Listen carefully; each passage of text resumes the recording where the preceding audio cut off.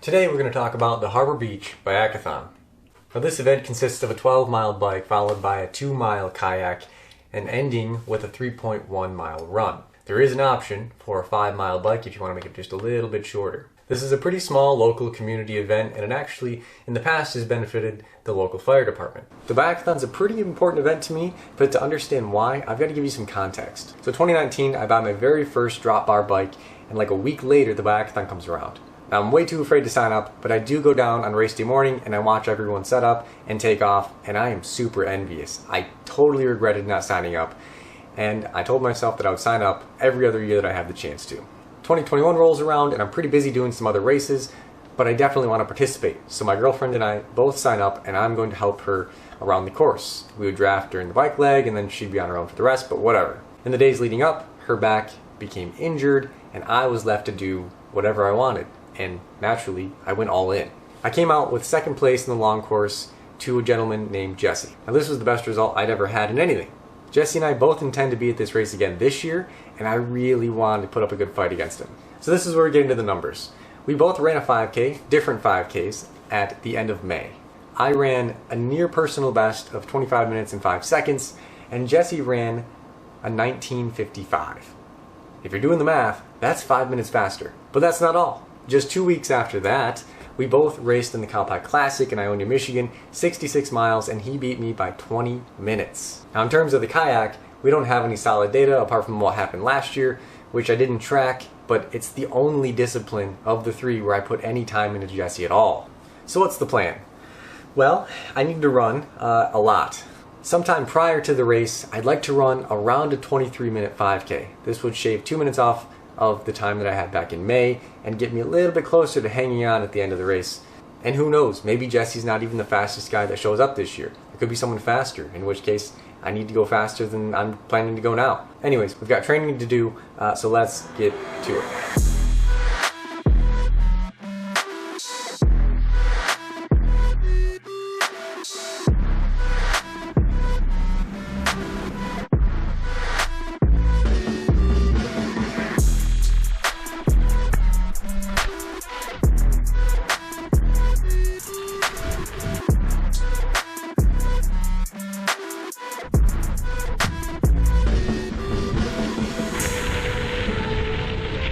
It is July 3rd, Sunday. Obviously out riding the bike today, but more importantly than that, I want to give an update on how things are going training-wise for the Biyakathon. Just yesterday, July 2nd, Saturday, I ran the fastest 5K of my life, 23:05.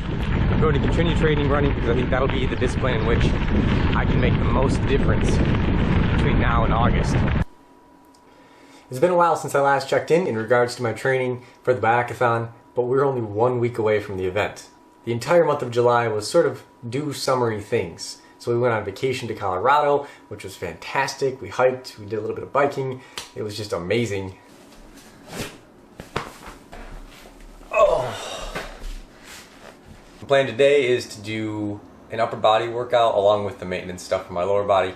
And then right after that, do a run to try to simulate what I would experience in the Biyakathon. I bought a kit specifically for the Biyakathon. Now I only have the top on today, but I'm going to try running in it to see what it feels like, make sure it works. I've never worn anything like that tight in training up on my top like this, but it feels like it's really trapping in a ton of heat, and it's very hot. It's not hot outside, but it's hot to have this on, which is a little concerning. This is my usual running spot. I've been thinking a lot about what my plan's going to be for the race. It's challenging because if I just stick with my competitors on the bike section, get a little lead in the kayak, I'm probably going to get beat in the run. There's really no way around that. I think that means that I'm going to have to attack in the bike and try to get a gap, extend the gap in the kayak, and then not lose too much time in the run. Is that possible?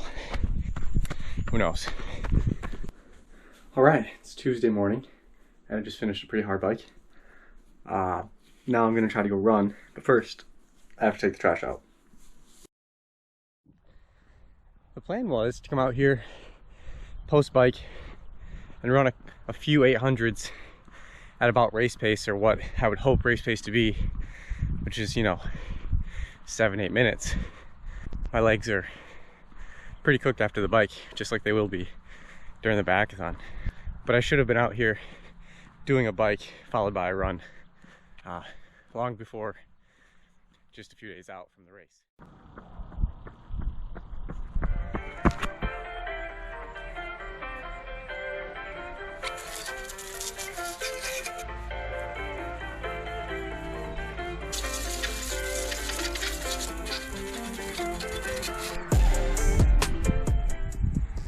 We're out here, day before the race, night before the race, getting a little bit of a recon in. Not like we don't know the course, or we haven't ridden this road 100 times, but it's good just to see what conditions are.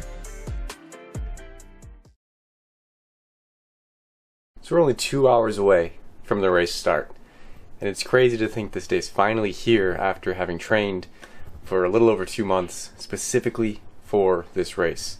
It's been a great source of motivation for me, and it's finally here. Here we are, we're lining up on our bikes, getting ready to take off on the 2022 Biyakathon. We've got an escort, and there's Jesse on the green bike, myself in the red kit, and yeah, he's already got a gap. Let's get one more look at that. Full sprint out of the gate. This caught me by surprise. I wasn't in the right gear.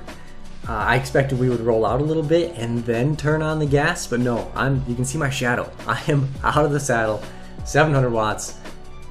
I'm panicking a little bit here, because 185 beats per minute is awfully high for the first 10 seconds of a race. As we come around this turn, I thought maybe he's gonna ease up. Nope, back on the power. So I put in a huge effort. I need to close this down right away. I can't chase for this entire bike leg because I'll have 0 energy left for the rest of the race. Fortunately, we have a 6-7 mile an hour tailwind behind us on this particular stretch of road, and I get back to his wheel. Now, one of the things I love about this race is this is now my hometown, and I get to blaze through it on a bike. The fire department comes out, they close down the streets, the police help as well, and we absolutely love that. It's such a unique experience to just roll through your hometown on your bike in the middle of the day. Fantastic. But back to business here. Jesse is doing work, and I'm a little concerned at this point. Now, we're friends, and I can't let him do all the work and just sit on his wheel the whole time. And he does ease up a little bit, which I assume indicates that, you know, it's my turn. So I do come through, and I can only do 300 watts for about 2, maybe 3 minutes at this point, solid. So I'm trying to keep this power and this effort really smooth. The speed's not crazy high. I'm just trying to do enough work to be part of this race. Because if I don't do enough, he will continue to attack and take off. Now, this was the first chance that I thought I had to get a little bit of a gap. I wanted to test his legs after that first effort. You saw we spiked up to 700 watts there to get back up to speed. So I try to get aero here, and I'm really committing to this, and then I kind of do an under the arm look, and I see that he is right on my wheel. I have gotten 0 gap, so I sit back down to about 200 watts.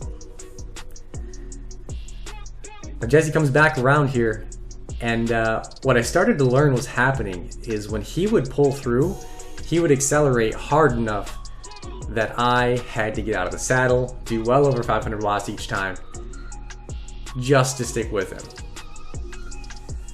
Now, one thing is, he did give me some room, so when I would pull through, I was actually on the protected side from the wind, so the wind is coming from our left here, and that was advantageous for me, and I did try to keep it pretty tight to the right side of the road so that he wasn't getting very much draft benefit. Now, I'm not right up against it, but I'm pretty close. Again, here's one of those times where when he pulls through, he's putting in an effort, and I can hear his tires even like gripping the road because of the power he's putting through the pedals. This one I was able to cover, and I was okay. You can see though, he is giving me just enough room to where I can slide into that perfect drafting spot. So I'm getting a bit of recovery, under 150 watts. That's gonna help me out and keep me in this race. Now you'll remember earlier I mentioned I need to attack during the bike leg if I want any shot of getting a buffer for later in the race. And that's what I'm trying to plan to do. So I'm actually trying to save energy, but look at this, over 500 watts as he pulls through. Another kind of a searing attack. So just after you finish pulling, to have to try to cover that's pretty challenging, and it doesn't stop. This one was particularly painful. Previously he had eased up, but he's out of the saddle, really going for it. And I talked to him later, and he explained that yeah, if I had gotten enough of a gap on one of those, that he would have really committed to it. But fortunately I was closing them down quickly enough to where he didn't commit to it, because if he had, I might have been in trouble at that point. So here we've got another tailwind, and we're cruising towards the halfway point of the race. This is an out and back bike leg. The whole course again is about 12.4-ish miles. So we're nearing that halfway point where we turn around and head back. And when we head back, we're going to come into a headwind for this mile back in.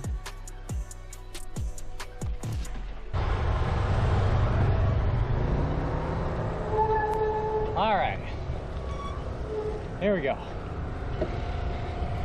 So I had pulled for the rest of that section there, but as far as who did more work up to this point, definitely Jesse, probably like a 3-to-1 ratio. I am trying to save my energy though, because I do have that plan of trying to attack. So he gets back in the front and pulls for this entire headwind section, which was awesome. And as we make this turn, I knew this was about the area that I wanted to attack. And right about here, I decided that that tree line that you see on the horizon was going to be the point where I'd make some type of move and see if I could get a bit of a buffer for the run leg.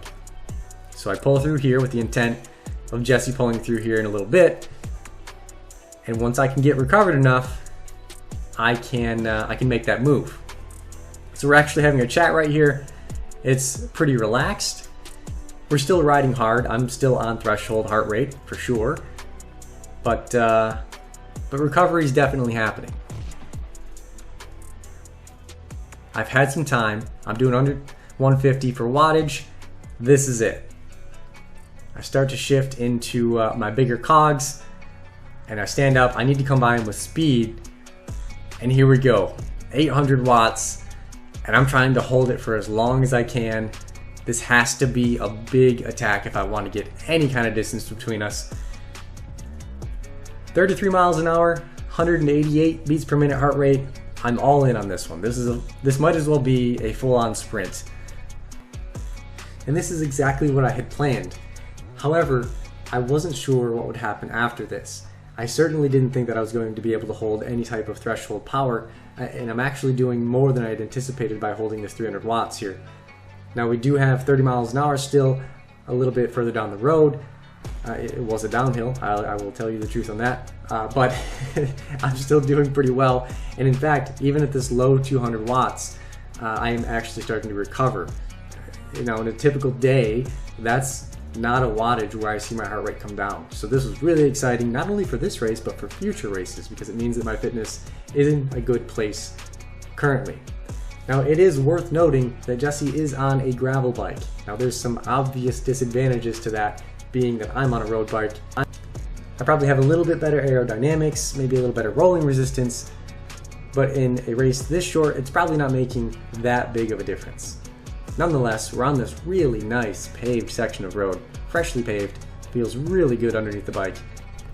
And we're about to make our way onto M25, which again, this race gives you the opportunity to just blast out on M25 without a care in the world, which I just absolutely love that. That makes it so unique, so special.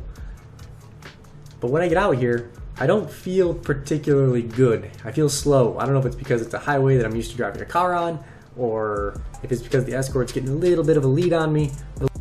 But for some reason, I just don't feel like I'm putting out enough power to stay fast.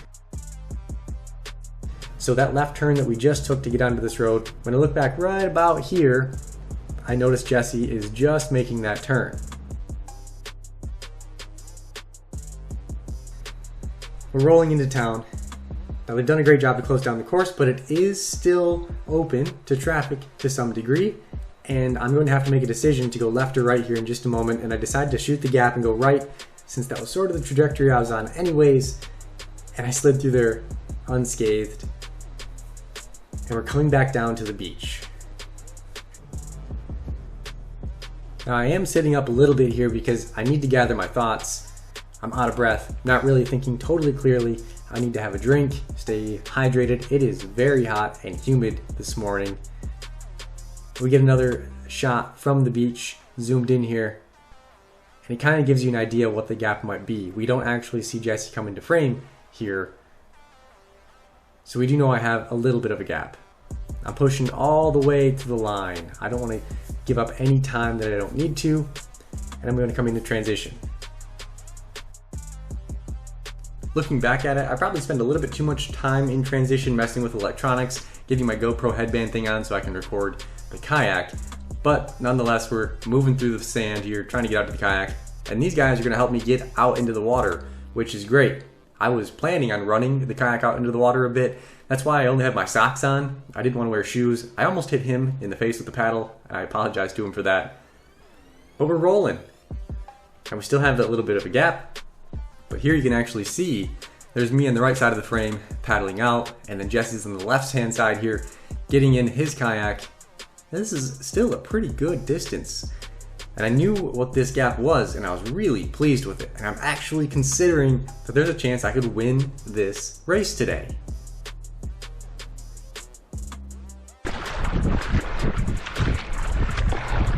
I gotta chill out. Gotta relax a little bit. It's a long kayak.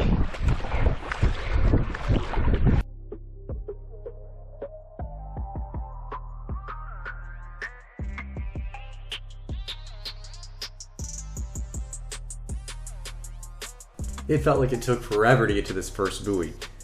But now that we're here, I've got to make this turn. And since there was somebody kind of like fishing here, I wanted to make it a tight turn. So I did sort of back paddle with the left-hand side a bit and then try to get that right side moving forward. But I came to a complete stop here. And then I look over to my left and there's Jesse. He's coming into the frame there on the left-hand side of the screen. And it feels to me like he's made up ground. So we're actually having a little bit of a conversation, yelling back and forth. He's telling me nice move on the bike attack, and I'm explaining that was pretty much the only thing I could do, and we continue on. Now we have a tailwind, you can see the water is going with me, but it does not feel fast. It feels very, very slow. We're at the second buoy, and now we're going to start heading back towards the beach. I'm regularly checking back to see where he's at, and he's getting closer and closer, and this was not the plan. My arms are dying. I gotta pick up the pace though. Here's a shot from the beach. You can see that we're pretty close together. Jesse's the nearest kayak behind me, and he is making up ground.